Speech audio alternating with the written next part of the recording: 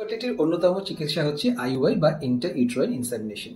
কি করা হয় না, জরায়ুর মধ্যে একটা খুব ফাইন ক্যাথেটার দিয়ে হাজবেন্ডের শুক্রাণু থেকে সব থেকে ভালো শুক্রাণুগুলো বার করে ভেতরে পুশ করে দেওয়া হয়। এর সাকসেস রেট অ্যারাউন্ড 10 to 15% মতো এবং খরচাও কম।